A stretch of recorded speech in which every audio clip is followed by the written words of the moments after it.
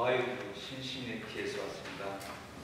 한국말로는 신시내티, 미국에서는 신시내리 이렇게. 예, 그렇습니다. 기다림의 시기 대림절입니다. 기다린다는 것 많이 어색해졌죠. 조금 시간이 늦으면 바로 확인 전합니다. 지금 어디 와 있니? 옛날에 기다릴 줄 알았습니다.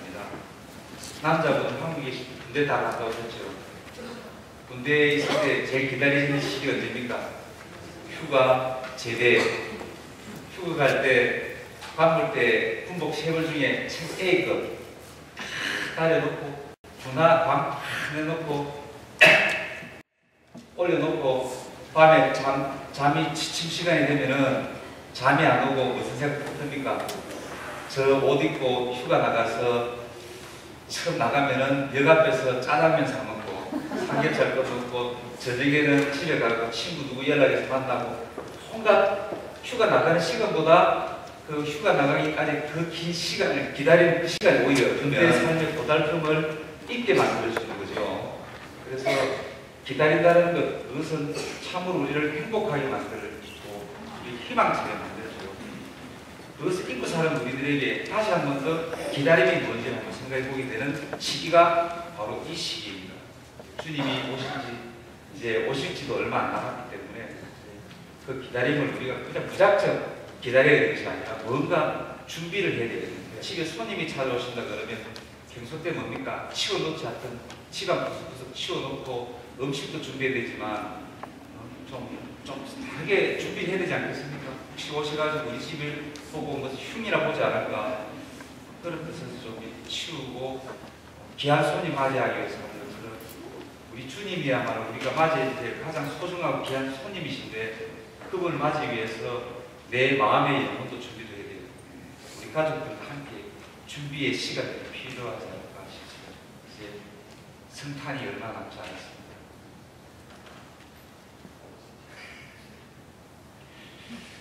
시간이 우리 박재원 시부님이 무조건 11시 10분까지 이사마치라 그래가지고 오늘 1월 10일날 어느 공항으로 왔느냐면 디트로이트 공항으로 왔습니다.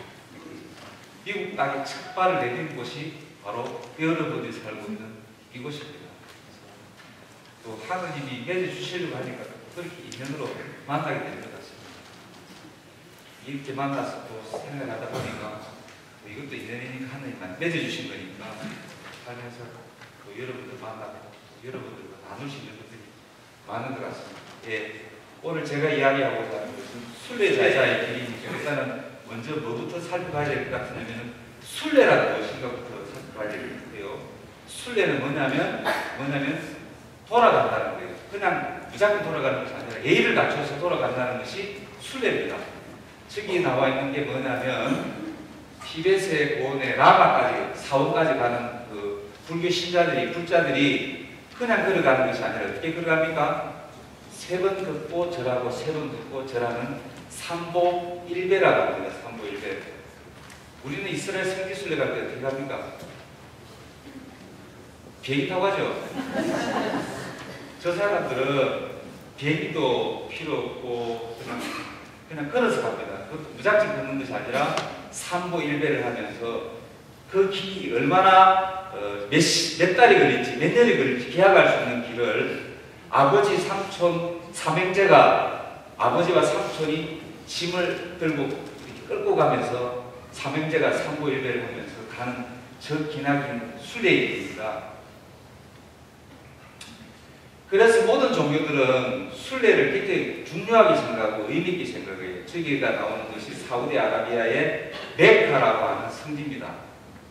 그런데 이슬람 교도들은 다는 아니지만 어떤 사람들은 저 메카에 한번 갔다 오고 나면 뭘 하냐면 눈을 뽑아버린다 그래요. 왜 뽑는지 아십니까? 성지를 갔다 오고 난 뒤에 남은 삶을 살다가 내 눈으로 나쁜 거 보고 나쁜 거 생각할까 봐서 이제 성지 갔다 와서 좋은 것만 생각해야 되고 좋은 것만 봐야 되는데 나쁜 거 보고 나쁜 생각할까 봐서 눈을 뽑아버린다 그래요. 어느 정도 철저한 자기 삶을 사는가 그 성지순례를 갔다 오고 난 뒤에 그런 것을 생각해 볼 수 있을 것 같습니다. 저기 나오는 사진은 어디입니까? 오른쪽에는 뭡니까? 프랑스, 그 다음에 가운데는 뭡니까? 스페인, 그리고 끝에 마지막 왼쪽에 보이는 것은 뭡니까? 포르투갈이죠. 저기가 그 유명한 그리스도교 가톨릭의 가장 걸어서 가는 순례 중에 그 유명한 뭡니까? 산티아고, 성야고보 사도의 길, 성야고보 사도가 갔던 저 길을 뭐 미국 마일로 따지면 한 600마일은 채 안 됩니다만 600마일을 계산했을 때 30일을 가면 하루에 20마일을 매일매일 걸어서 가야 되는데 여기 가보신 분 있습니까? 산티아고. 아, 두 분 갔다 오셨어요. 많이 버리고 오셨겠네요. 저기서 버리지 않으면 갈 수 없는 길이죠. 저도 안 가봤기 때문에 저 두 분이 건너뛰었던 체험담은 저도 뭐라 말을 못할 것 같아요. 그것은 가지 않으면 나눌 수 없는 부분들이니까 그 긴 시간들 속에서 많은 것들을 생각하게 만들었을 것이고, 내가 가져갔다고 이거는 꼭 정말 필요한 것만 가져갔는데 그마저도 결국 버리지 않으면 갈 수 없는 길이 순례자의 길이었던 것이죠. 그리고 내 마음 안에 엉그리졌던 것, 미국 오기 전에 한국에서 쌓였던 엉그리졌던 것, 미국 와가지고 우리 디트로이트 우리 한인들이 서로 살아가면서 신앙 안에 엉그리졌던 것, 부부 사이에 엉그리졌던 것들, 그거 다 내어놓고 버리지 않으면 갈 수 없는 그 길이 순례자의 길이 아닐까, 그런 생각을 봅니다. 이 순례의 길의 그 기원은 어떻게 되냐면은, 어차피 우리 그리스도교가 유대교로부터 나왔기 때문에 유대교의 유월절, 오순절, 초막절에 그 기원을 두고 있습니다. 그래서 이스라엘 사람들은, 남자들은 1년에 3번 큰 명절이 있어요. 저 3번의 그 명절 때 예루살렘을 1년에 3번 순례했던 것에 그 기운을 두고 시작했습니다. 그래서 초기 교회 때 신자들은 어디를 순례를 했냐면은 어디겠습니까? 예수님의 발자국이 남아있는 이스라엘의 팔레스티나를 어떻게 비행기 타고 차 타고 걸어서 자기 집에서 출발해서 예수님의 흔적을 따라서 유럽 사람들이 기나긴 순례길을 가고 하다가 8세기경에 오면서부터 이제 예수님의 발자취가 남아있는 팔레스티나뿐만 아니라 베드로 사도가 죽은 곳이 어디입니까? 로마죠. 로마까지 가게 되고 8세기경부터는 개인적으로 가는 것이 아니라 아예 순례단을 이루어가는 것이 그러면서 점점 더 루르드라든지 그 다음에 파티마라든지 성모님의 발행 장소, 그 다음에 많은 성인 성녀들의 유적지, 순교자들의 묘, 이런 데까지 점점 더 순례지의 장소가 확대되어 갔습니다. 그래서 세 가지를 크게 나눠보면, 첫 번째는 우리가 313년 밀라노 칙령위에서 종교의 자유를 얻었을 때 로마 제국 황제가 누구였냐면은 콘스탄티누스 대제였습니다. 그의 어머니가 누굽니까? 성녀 헬레나. 헬레나 성녀가 꿈을 꿨는데 그게 뭘 봤냐면은 예수님이 못 박힌 십자가를 찾아라 해서 군인들을 예루살렘에 풀어서 연못을 물을 뽑아보니까 그게 십자가가 몇 개가 발견됐습니까? 3개가 발견돼요. 그래서 2개는 뭡니까? 두 도둑의 것이고 하나는 예수님의 것이다. 300년이 지나고 났대요. 그 근거가 있습니까? 없습니까? 별로 없어 보이는데 어쨌든 그 믿음이 열심히 해가지고, 그러면서 점점 우리가 예루살렘으로 가서 종교사에 의해 하기 시작했고, 그 다음에 출석이 뛰어오면서부터 점점 더 많은 사람들이 보속의 의미를 가지기 시작했습니다. 그리고 종교개혁가들 마틴 루터나 저번걸리 이런 사람들이 성지순례, 이것은 미신이고 상업적이다, 돈벌이 장사꾼들의 놀이에 지나지 않는다라고 순례를 폐마시켰다가 다시 프랑스의 프랑스 대혁명 이후에 다시 한 번 더 순례의 르네상스 시대가 오고 있습니다. 그래서 그리스도교 시대에서의 순례의 목적과 의미는 크게 4가지로 나눠볼 수 있겠는데, 첫 번째는 뭐냐면 뭡니까? 하느님에 대한 헌신과 회개의 의미, 두 번째 성인에 대한 존경의 의미이고, 세 번째 영적인 은혜를 받기 위한 의미이고, 네 번째는 은혜에 감사하기 위한 의미로서 이렇게 순례를 하기 시작했고 지금까지 해왔습니다. 그런데 여기서 우리가 한번 짚고 넘어가야 될 게 있습니다. 교회 그러면 어디를 교회라 그럽니까? 예수님께 뭐라고 말씀하셨습니까? 예수님이 2-3명이라도 내 이름으로 모이면 나도 너희와 함께 있겠다 그랬습니다. 그러면 뭡니까? 여러분들이 둘이서 셋이서 모여서 기도하면 그게 뭡니까? 교회가 되는 거죠. 마리아 시집에 모이면 그게 무슨 교회입니까? 마리아 교회가 되고, 베드로 시집에 모이면 뭡니까? 그가 베드로의 교회가 되는 거예요. 여기는 뭡니까? 성당이죠. 교회는 여러분들이 모여야 교회인 거예요. 사람이 모여야 교회지, 사람이 없는 성당은 그건 교회가 아닙니다. 그런데 이 교회가 세 가지 상태에 있어요. 여러분들처럼 아직도 끊임없이 걸어가야만 하는 순례의 교회가 있는가 하면, 이미 세상을 떠나신 조상님들 중에는 뭡니까? 하느님의 영광 안에 들어있는 뭡니까? 천상의 성인 성녀들이 살고 있는 천상교회가 있고, 그리고 아직까지 뭡니까? 천상교회에 이르지 못한 뭡니까? 연옥 영혼들이 있는 단련교회가 있어요. 오늘 미사 때 지향 드신 있죠? 누구누구의 안식, 누구누구의 안식을 빕니다 라고 하는 것은 뭡니까?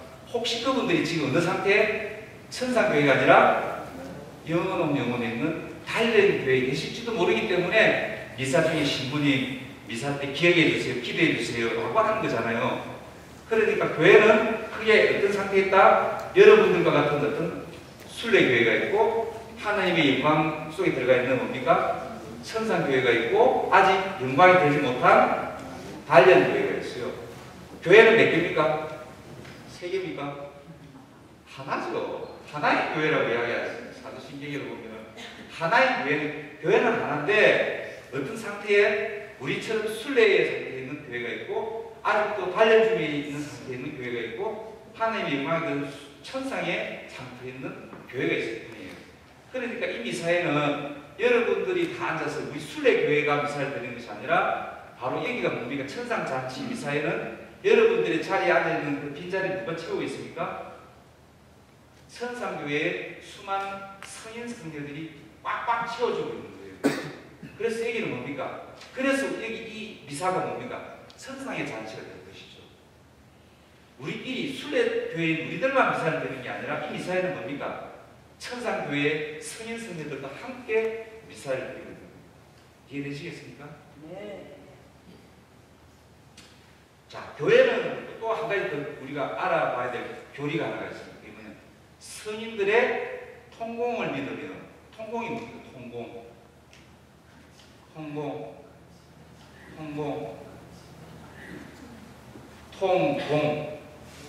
공로가 통한다. 공로가 통하는 거예요. 누구의 공로? 성인 성녀들의 공로. 그 덕이 어떻게 오늘을 살아가는 우리들에게 주시는 거죠. 우리가 지금 살고 있는 게 우리가 잘나서, 우리가 능력이 좋아서 살고 있는 게 아니에요. 누구 덕분에? 성인들의 공로 덕분에. 그리고 우리들 중에도 뭡니까? 열심히 우리 디트로이트 한인공동체에서 남들보다 더 희생하고 봉사하고 공로를 쌓으면, 그게 뭡니까?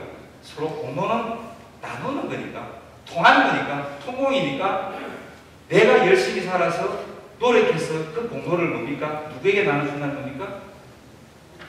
이 중에 깨어른 주인을 겨우 지키는 깨어른 신자에게 나눠주기도 하고, 또 누구에게도 나눠줍니까?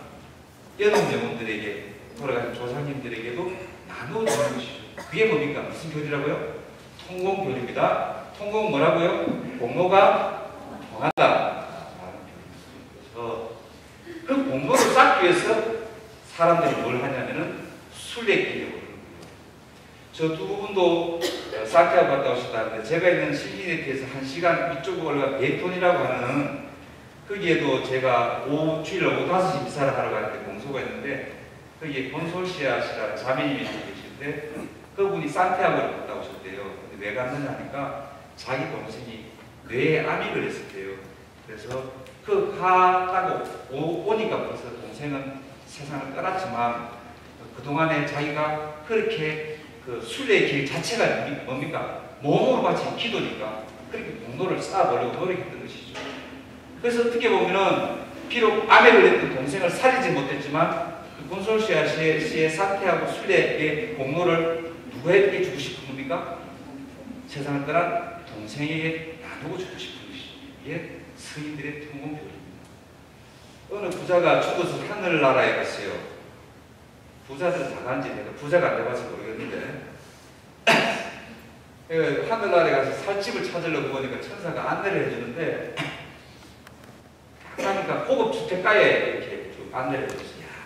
내가 살집을 어딜까 두리번거리고 있는데 천사가 그냥 그 말을 지나쳐버려요. 내보고 이게 살집이 없는가 보다 하고 언덕을 넘어가니까 이번에는 아주 고급 아파트 단지가 나와요. 그래서 그래 내가 지상에 살 때 아파트에 안 살았지만 그래도 뭐 하늘나라 천국에서는 뭐 아파트에도 살아보는 것도 재밌겠다 싶었는데 천사가 그 아파트 단지도 뭡니까? 그냥 지나쳐버리는 거예요. 그래서 어디를 봐 했더니 산 넘어가니까 뭐가 보면 달동네가 나오는데 설마 여기서 내보고 살아라 그러나 했더니만 그 달동네 제일 꼭대기 위에 판잣집이 하나 있는데 그 집이 당신이 살 집이라고 안내를 하는 거예요. 그래서 이 부자가 화가 팍 나가지고 아니 내가 지상에 살 때 정말 고급 주택에 살았는데 날 보고 왜 여기 살게 하느냐고 이 사람 살 집이냐고 따졌죠. 그러니까 천사가 뭐라고 대답합니까? 뭐라고 대답해요? 당신이 지상에 있을 때 보내준 건축 재료가 이것밖에 없어가지고 건축 재료가 그저 이것밖에 없어서 지을 수 있는 집이 오고 이렇게밖에 못 지었다고 들어가 사시라고 얘기해요. 그래서 우리가 살아가면서 이 지상에 사는 동안 뭘 쌓아야 된다? 공로를 많이 쌓아야 돼요. 나 자신을 위해서도 그렇고 돌아가신 우리의 가족들을 위해서도 그렇고 또 여기 살고 아직 남아있는데 부족한 내 자식들의 신앙을 위해서라도 우리는 공로를 쌓아가야 됩니다. 그 공로를 쌓는 방법 중에 하나가 뭡니까? 순례죠. 저는 20대 젊은 때 신학교에서 참 산을 많이 좋아했었어요. 산을 좋아해가지고 산에 미친 적이 있었습니다. 방학 되면 그냥 산에 들어가서 살기도 하고 지금은 무릎이 다 망가져버려서 그때 너무 무리하게 써서 지금 트레킹도 못할 정도가 되는데 산에서 이렇게 가다 보면 늘 가던 등산로 길을 쭉 가긴 가는데 가다 보면은 분명히 내가 다녔던 길인데 엉뚱한 길로 빠질 때가 있어요. 그게 왜냐면 길이 아닌데 괜히 남이 뭡니까? 거기다가 자국을 남겨놔가지고 그 길 다니는데 그 길 따라 가보면 끝이야. 남떨이집까지 가야 돌아와야 돼요. 원래 잘 괜히 거기서 무리하게 길을 만들어서 어떤 길을 만들어서 가려고 그러면 결국 조난당하고 죽습니다. 그거 위험한 거예요. 그래서 이왕이면 남들이 갔던 길 중에서 지금 저 길도 있고 이 길도 있는데 어느 길로 갈까 벌써 해보니까 이쪽 방향보다 다시 이쪽 길로 돌려야 되겠다 해서 가기도 하고 가끔 추운 겨울날 산에서 처음 만난 인간하고 좋다고 그냥 술 한잔 하다가 술김에 그냥 산에서 길을 헤매게 가지고 얼어 죽을 뻔한 적도 있었고 예. 처음에 신부가 돼가지고 자동차를 몰고 이렇게 가다가 비가 오는 오후에 학교 수업 마치면 아이를 태워줘가지고 배 집에 데려다주고 돌아오는 길에 비가 그치고 안개가 쫙 그치는데 그곳이 어디냐면은 전라남도 고성에 있는 차밭이었어요. 차밭이 처음 봤어요. 너무너무 멋있고 환상적이었죠. 판타스틱했죠. 그러니까 아마 제가 그때 가고 지금 꼭 가보고 싶은데 못 가고 있어요. 아마 그 아이를 보내준 그 일을 가려고 그러면 못 갈 것 같아요. 그러니까 우리가 가보면서도 또 처음 가고 다음에 또 그 길을 못 가볼 수 있는 길들도 있고 낯선 길도 있고 늘 다니는 길도 있고 길이라는 것은 참 많이 있는 것 같습니다. 그래서 순례자의 길, 그 길이 뭘까? 처음에 뭐가 있을까요? 어떤 길이 있습니까? 어떤 길이 있습니까? 예? 좁은 길이 있으면 어떤 길이 있습니까? 넓은 길이 있고 포장된 반듯한 길이 있으면 또 어떤 비포장의 길이 있고 오르막길이 있으면 쭉 뻗은 길이 있으면 오불꼬불한 길이 있고 또 어떤 길이 있을까요? 어떤 길이 있습니까? 예? 좁은 길이 있으면 어떤 길이 있습니까? 넓은 길이 있고 포장된 반듯한 길이 있으면 또 어떤 비포장의 길이 있고 오르막길이 있으면 쭉 뻗은 길이 있으면 오불꼬불한 길이 있고 또 어떤 길이 있을까요? 가본 길이 있어요. 처음 가본 길. 사람의 발길이 닿은 길, 사람의 발길이 아직도 닿지 않은 길. 우리는 늘 다니는 땅의 길이 있는다면 뭡니까? 바다의 길이 있고, 비행기가 파이어트같이 가고 싶은데 비행기를 날립니까? 하늘에도 우리는 보이지 않지만 뭡니까? 비행기가 가야 될 길이 따로 있습니다. 정해진 길로 가야 되지, 정해지지 않은 길로 가다가 뭡니까? 사고 납니다. 하늘에도. 또 어떤 길이 있습니까? 눈으로 보이는 길이 있고 보이지 않는 길이 있겠죠. 또 어떤 길이 있을까요? 우리가 가야 될, 순례자들이 가야 될 길 중에서 또 어떤 길이 있습니까? 예? 고통의 길? 예? 그게 고통의 길. 살아온 길과 살아가야 할 길이 있겠죠. 살아온 길을 돌아보면 거기에 기억나는 부분도 있고 기억나지 않는 것도 있겠지만, 앞으로 살아갈 길의 끝은 안 보이더라도 앞으로 내 삶에 남은 길이 있죠. 그 길도 우리는 걸어가야만 합니다. 또 어떤 길이 있겠습니까? 고난의 길, 슬픔의 길, 행복의 길, 부도의 길, 뭐 소풍 가는 길, 학교 가는 길, 뭐 자식 찾아가는 길, 뭐 많습니다. 길이라는 게 생각해보면 많이 있습니다. 또 어떤 길이 있을까요? 주님의 길이 있고 우리가 가야 할 길이 있습니다. 안 쓰실 때입니다. 나중에 자료 다 넘겨줄 겁니다. 그냥 편하게 들으십시오. 네. 도종환 시인의 가지 않을 수 없던 길이라는 시가 있습니다. 가지 않을 수 있는 고난의 길은 없었다. 몇몇 길은 거쳐오지 않았어야 했고, 또 어떤 길은 정말 발 디디고 싶지 않았지만 돌이켜보면 그 모든 길을 지나 지금 여기까지 온 것이다. 한 번쯤은 꼭 다시 걸어보고픈 길도 있고, 아직도 배걸음마다 따라와 나를 붙잡고 놓아주지 않는 길도 있다. 그 길 때문에 눈시울 젖을 때 많으면서도 오늘 또 가지 않을 수 없던 길, 오늘 또 가지 않을 수 없던 길.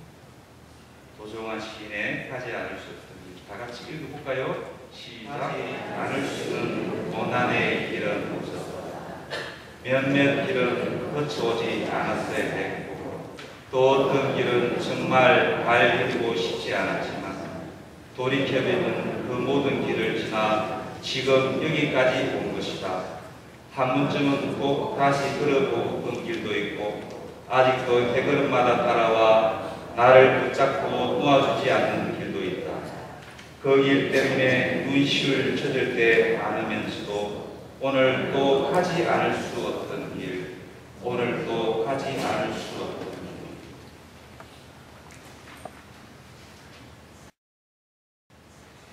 결국 오늘 이야기하고픈 순례자의 길이라는 누구의 이야기냐면 교회의 이야기고, 교회를 구성하고 있는 우리 여러분들의 이야기고, 나의 이야기고, 순례자의 길이란 곧 내 인생길을 이야기하고 우리들의 이야기. 그래서 이 길, 끊임없이 가야 할 이 길에 필요한 것들이 뭘까를 좀 생각해 봤어요. 개인적으로. 그래서 제가 생각한 것이, 예수님께서 40일 동안 광야에서 유혹을 받으시고 난 뒤에 악마로부터 받았던 세 가지 유혹, 그 유혹을 뿌리치신 예수님 모습 안에서 길을 떠날 때는 가지고 가야 될 것이 아니라 버려야만 자유로울 수 있는 것들. 그게 뭘까? 그것을 찾았습니다. 첫 번째는 뭐였냐면, 40일 뒤에 배가 고픈 예수님께 악마가 와가지고 뭐라 그럽니까? 이 돌을 가지고 뭘 만들어 그럽니까? 빵을 만들어 그래요. 근데 예수님께서 뭐라고 대응하시냐면, 사람은 빵만으로 살 수 있는 것이 아니라 하느님의 말씀으로 살 수 있다. 재물로부터도 자유로워야 해요. 자유롭지 못하면 순례의 길은 너무너무 힘들고 고단할 수밖에 없는 길이죠. 두 번째는 뭡니까? 악마가 예수님을 성전 꼭대기에 데리고 가가지고 뛰어내려보라 그럽니다. 그러면 하느님이 천사를 보내가지고 너를 안 다치도록 해주자겠느냐 라고 이야기하죠. 그래서 살다 보면은 우리가 참 권력이라는 게 무시 못합니다. 그리고 또 악마가 예수님 보고 이 아름다운 세상을 보여주면서 너 나한테 무릎만 꿇고 빌면 이 세상 다 주겠다고 유혹을 하죠. 그것조차도 예수님께서 그냥 뿌리쳐 버리죠. 그러니까 재물로부터 자유로울 수 있고, 권력으로부터 자유로울 수 있고, 명예로부터 자유로울 수 있는 것. 과연 그것이 쉬운 일인가? 그건 아닐 거라는 생각을 합니다. 제가 신학생 때 성당 일 때문에 성당 통장을 들고 은행에 갔어요.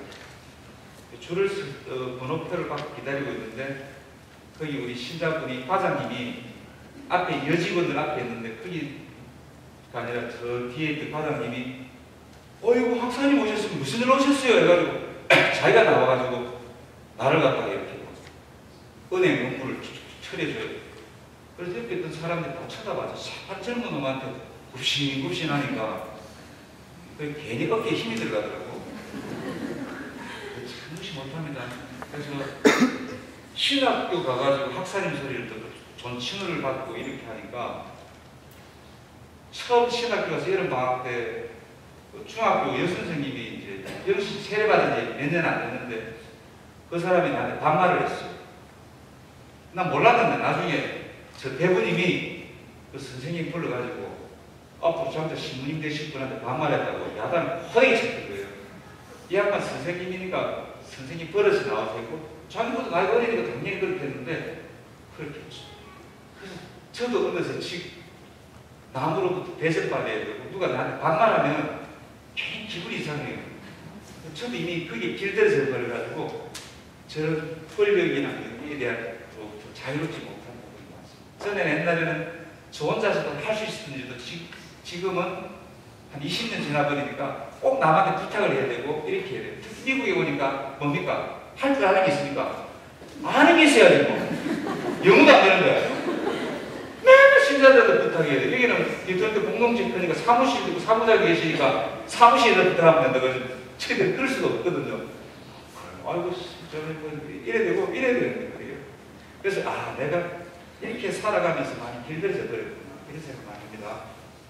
자 오늘 순례자의 길 그것은 우리들의 길이고 나의 이야기였습니다. 그래서 오늘 정리를 해보면 순례자의 길이란 첫 번째는 뭡니까? 하나님을 향하여 걸어가는 기도의 길.